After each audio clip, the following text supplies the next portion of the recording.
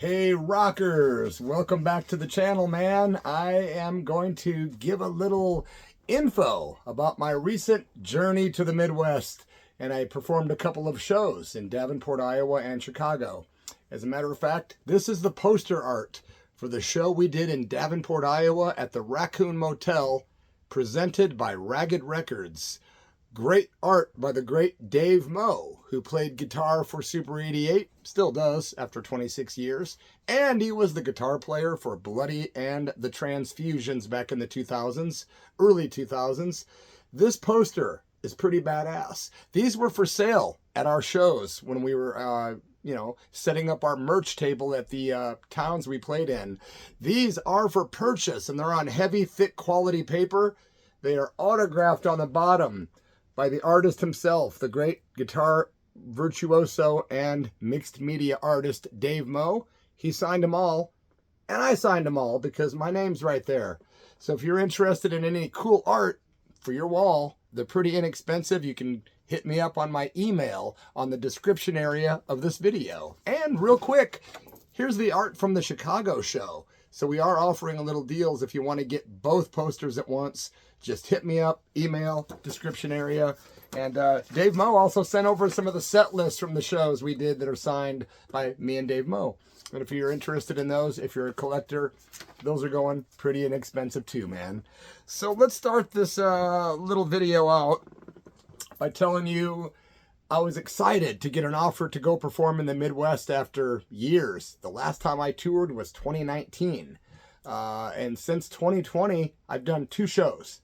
Yep, I started doing music in 1982, started singing in bands that were putting out, cassettes and, music and playing all over different states in 1983. But flash forward to 2020 COVID year, right? The very night that my band at the time, Divine Dirt, was performing at the Black Sheep Cafe in the Black Sheep, was it the cafe? Yeah. Black Sheep in Ashland, Oregon. That was the very night they said no more public gatherings because COVID is here and all this stuff. So we decided to go ahead and do the show anyway, and about 75 people showed up. It was my birthday. It was a Divine Dirt with a new lineup, including a new keyboard player and different members of the band. But we decided after that night things were going to get too tricky, and I said, you know what, to hell with it, I'm done. I have retired from music about 5 or 6 times since 1987, the first time I did, and I always return. But this time was a little different. I just said, you know what? There's so many obstacles to being in a band, man. You got to have a rehearsal space, a decent PA system. You have to make sure that everyone's schedules line up so you can rehearse and do shows. It really, after, 45 years or so, started freaking me out. 40 years. I was like, you know what, man? Okay, 38 years. I started thinking, maybe it's time to call it quits with doing the band thing because it was just becoming a pain in the ass. So I stopped being in a band. And then in 2022, I formed a band called the Punk Rollers. And we were a one-time band that opened up for Richie Ramone at the same place at the Black Sheep in Ashland, Oregon, actually. That place has since closed. But that was a great show, well-attended, perfect, a lot of fun. But again, that was a project. And so I did nothing until a couple of weeks ago. That's right, man. I was asked to come to the Midwest. I played at the Raccoon Motel, Davenport, Iowa, with the fantastic band called Super 88 backing me up for the gig. And those guys also opened the show, and they were stellar. Just phenomenal. A hardcore punk band called Blaster played. They were awesome, man. I love their energy, and they had a lot of very passionate fans. And the fabulous Camp Regret. I don't even know how to describe them, and that's a compliment. There's not really one genre they fit under. But one moment it's kind of tender and chill. The next minute screaming and intense. Give it up for Camp Regret and Blaster and Super 88, man. I tell you what, man, thanks to Bob and Lynn Harrington and John Burns, Ragged Records crew treated me fantastic, treated the band great. We had a really good time. We had an Airbnb right above the venue. Had some great food. And then the place got pretty packed, man. I got to say, I was very happy with the turnout in Davenport, Iowa. I do have our set list here. Got to see a lot of old friends and new friends, and some of you that say that you are YouTube subscribers showed up.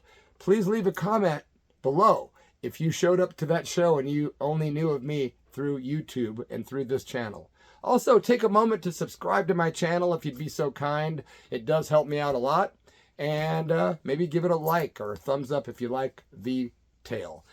That night, man, it was exciting because I hadn't played in so long. And to be completely transparent, it's probably maybe the third show in 42 years that I did not on some kind of drug or alcohol. Alcohol was usually my thing of choice for most of those years. There was a good chunk, though, for maybe 10 of them that was other things. But however, in Davenport, Iowa, except for smoking some of the green and red, I was stone cold sober and pretty nervous. Because I'm like, these guys rehearse all the time. These guys all do gigs all the time. I haven't done a gig in years. It's been, it was like 3 years ago that I did my last gig, and that was just one gig. So I was wondering, do I have the stamina? Will my voice hold up? The night before the gig, we had rehearsal. And that's where I made my big mistake, guys. I gave it full force vocals. Sounded great. Band was great. Vocals were right on target. Timing was perfect. And then the next night when I got to Davenport, my voice was mainly intact, but it went out in a few places and it was kind of getting weird. And then the next night in Chicago, that's a different story, and that'll be a separate video. But, however, I want to say real quick before I go on, man, if you want to see the show that I'm talking about right now, you can go to my other YouTube channel. It's called The Church of Rock, all one word, and you can see most of the show minus the song Skies Are Black, which the camera had gotten knocked over or kicked over, something happened, and that song had to be deleted. But the entire show is on my other channel, The Church of Rock. Just type in Bloody Mess with Super 88, Davenport, Iowa, and you can watch 53 or 55 minutes of very high energy punk and roll and some surprises. Check it out if you would. So that night, man, we got ready to rock and roll. We had our video crew set up. Shout out to Matt Casseleye and the great Kenny Peak. We had the great Stone from iRock Radio, Past Days, came out and gave me a great introduction. And man, the place was very kind to me. Lots of really, passionate fans. Everybody was packed in up close to the stage. And we kicked into Rock and Roll Therapy, the very first song from my newest album, Dark Daze Unfazed, which was just released on cassette tape. So now it's on vinyl, CD, cassette tape, and you can hear it on all streaming platforms courtesy of Ponk Media. Thanks to Ragged Records for putting my album out on vinyl, Fanatic Records as well, and thanks to Bird Eater Entertainment for the cassette tapes. These are limited edition, only 100 made, so if you are interested in my new album on CD or the cassette, which is what I have left, hit me up in my email. It's in the description area. Second song of the night was Michael Monroe, which is my tribute to Hanoi rock singer Michael Monroe, who I'm happy to say I'm going to see perform next month at the Whiskey A Go-Go in Los Angeles. Michael's first shows in the States in 9 years. I can't wait, man. And the next night, he's also performing live outside. I think it's the 53rd anniversary of the Rainbow Bar and Grill. Very famous joint, man. We're going to that, too. So we're seeing Michael 2 nights in a row, and Michael has heard the Michael Monroe song. I know that for a fact, and I can't wait to meet him in person and say, hey, I'm that Bloody Mess guy that wrote a song about you. But hey, man, they're playing with Black Oak, Arkansas, and Jim Dandy. That's going to be awesome. Hey, man, Michael Monroe went over real well. A lot of people singing along to that one, which was cool. Thanks to the great Jeff Hyde from Super 88 for the great backing vocals that night. We did Dark Daze that I did on my album, which was a collaboration with the great Sammy Town from Fang. Dark Daze is a really heavy tune. All these songs can be found on YouTube, by the way. I really enjoyed performing Dark Daze. This Creepy Little Town was next. That's also a music video on YouTube. If you type in Bloody Mess, Dave Moe, Creepy Little Town, probably one of the cooler of my 10 or 12 music videos that I have out. Thanks to Dave Moe for co-writing half the album Dark Daze Unfazed with me, and he played all of the instruments. What a champ. Mother Under My Wheel was up next, and our special guest, the legendary rocker from Central Illinois, Lisa Leathers, joined us on stage with her guitar. She plugged in, and we both traded off verses for Mother Under My Wheel, which is also on the new Dark Daze Unfazed album. Everyone loved Lisa, and she kicked some ass. Thanks, Lisa. We did, after that, Baby Please Don't Go, which is the old blues standard, and, for you trivia buffs, the most covered blues song of all time. Lots of people have covered Baby Please Don't Go, from AC/DC to Aerosmith to just everybody. So me and my buddy Jordan Longmere from Scotland covered it. We both did vocals on the song, did different parts, and it was awesome. Turned out great. Jordan really kicked some ass. And by the way, Jordan Longmere's father is the guy that started the Bay City Rollers. Yep, so it was cool to have Jordan on board. We did Skies Are Black, which unfortunately did not make it to the video. That's on my other channel. The camera got knocked over, so Skies Are Black was not documented. Gotta say, it's probably one of my very favorite songs from my newest album, so I was pretty disappointed when I was told that song wasn't on there, but it's no one's fault. Skies Are Black is very intense, and if you get the recording, you'll hear the great Don Bowles, drummer for the Germs, on backing vocals, and very intense backing vocals, and very good. The song is bluesy, gothic rock almost, very different. Skies Are Black, baby. Speaking of Skies Are Black, I've got a CD I'm selling called Skies Are Blue.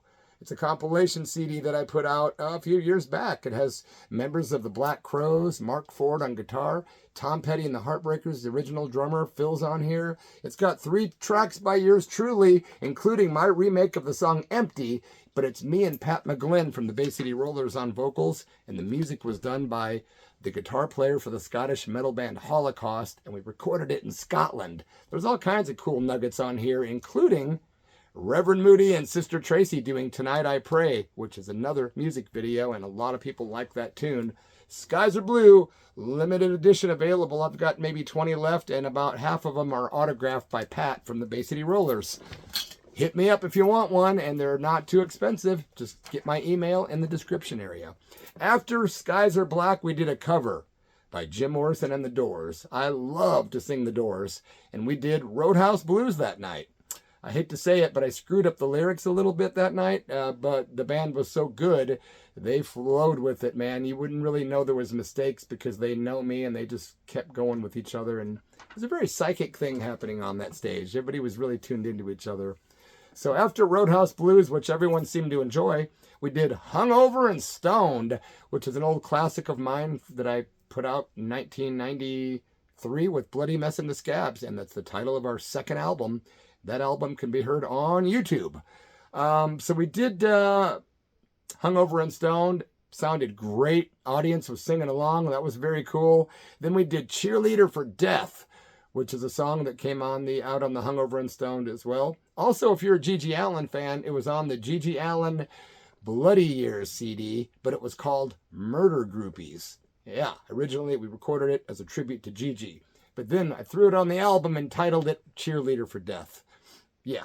My Black Little Heart, which Bloody in the Veins released in 1999, and that song was receiving airplay from like a lot of radio stations back in 99, including regular rotation on WWCT in Peoria, Illinois.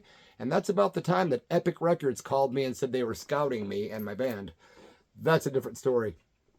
My Black Little Heart went pretty well, except for, again, I kind of screwed up the lyrics. Ah, what an idiot. Okay, Dive Bar Superstar was up next, which was written by the Megasonics, a great Central Illinois band that put out an album. They told me, hey man, we wrote a song with you in mind, kind of like how you would write a song. I said, what do you mean? He goes, well, you know, verse, chorus, solo, verse, chorus. And it was called Dive Bar Superstar. I'm like, I love that title. And when I heard that song, I fell in love, and I recorded it on the Bloody and the Transfusions album that came out in 2006 on Black and Blue Records.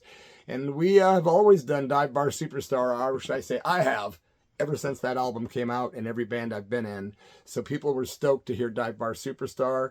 Great tune. Shout out to Kevin Gray, Dave Glover, and all the guys from the Megasonics.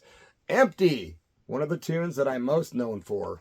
Co-written by myself and the great Bill Meisner back in 1992. Empty was great, but when we got to do it, I thought, man, my voice is getting ready to blow out. I better get someone up here to sing on the loud choruses that scream.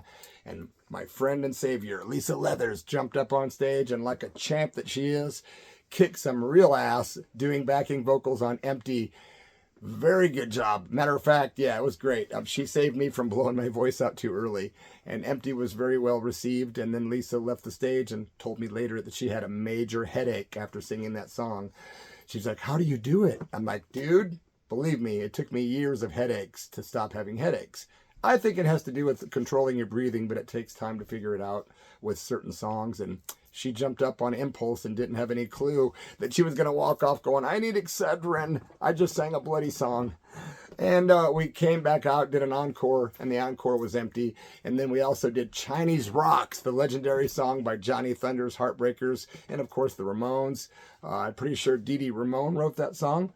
There's a lot of weird arguing about that tune and its origins, and different people have claimed to have written it, but I'm 99% sure Dee Dee Ramone wrote that. And it was fun doing Chinese Rocks. It's been years, man. Dave Moe does, like I said, Dave Moe signed a couple set lists, and I did too. And he said, if any fans want them cheap, let me know.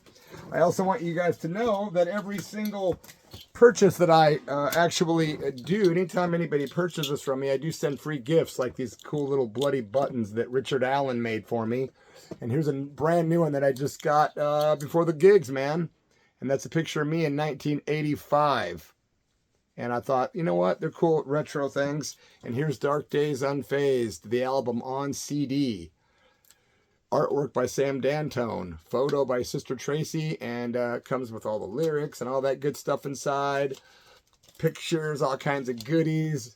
So if you're interested in the CD, the cassette tape, any of the posters that I showed you earlier, or buttons, let me know, man. Again, I really appreciate you guys. After we played that night in Davenport, I went out to my merch table and I was so surprised to see a line of people. Thank you guys so much for coming out to Davenport and supporting myself, all the bands, Super 88. We really do appreciate it. And I'm hoping we play Davenport again next year. I'm going to try to make it happen, man, for my 60th birthday next spring, right? And you guys will all come, correct? I hope so, man. Again, thanks for being here. Now I'm going to film a video about what happened in Chicago. But first, a little bonus. After we were done that night, and after I signed stuff, took pictures, hugged friends, met new people, met subscribers to this channel, we ended up hanging out till about 2 in the morning up at our Airbnb. But before that, we walked around town and I ran into Sid Yiddish. Anybody know who Sid Yiddish is? He's a trippy, eccentric dude. And I was watching him through the window of a bar going, what's going on with this dude with this weird mask on and all these people in costumes and clown makeup and stuff? Somebody walked by about 15 minutes later and said, that's Sid Yiddish. And I'm like, I know who that is. So I told my daughter, Audrey, hey, I got to get Sid out here and get a picture with him, man. And right then, he comes walking out when she's walking in the bar, and he says out loud, is that Bloody Mess? It was hilarious and priceless. And yeah, we got some good pictures together, man. You can probably find those on my Instagram under the name bloodyf.mess Instagram, or you can find me on Facebook under the name Derek Moody. My friends, it's been a pleasure. I will say this. I stayed sober in Davenport. I'm proud of myself. But those boys in Super 88, those guys really are a drinking band. But the difference between them drinking and me is none of them go to jail when they drink. None of them get all mouthy when they drink. None of them black out when they drink. They were just super cool guys that like to rock hard, party hard, and then do it again the next day and you wouldn't even know it, man. Just total pros. I love Super 88. And I love you guys for coming to support me in Davenport. And if you couldn't make it but you wanted to, you're forgiven. No, it's all good, man. But I am going to tell you, we stayed up all night, and the last 2 men standing that night, me and Super 88 drummer Peter Curse. Yep, we stayed up till 2 or 3 in the morning, man. We both had just massive adrenaline going through us because he's the drummer and I'm the singer. The other dudes mellowed out after some pizza and some booze and all that good stuff. But nope, we stayed up and talked and talked and talked. Rock and roll, my friends. Stay young, stay real, stay healthy, and I'll catch you on the next video when I tell you about Chicago. Cheers, man. And if you're ever in Davenport, Iowa, go to Ragged Records and Trash Can Annie's. Man, music and cool clothes all in one shop. You gotta check out Ragged Records and Trash Can Annie's. Adios, my friends.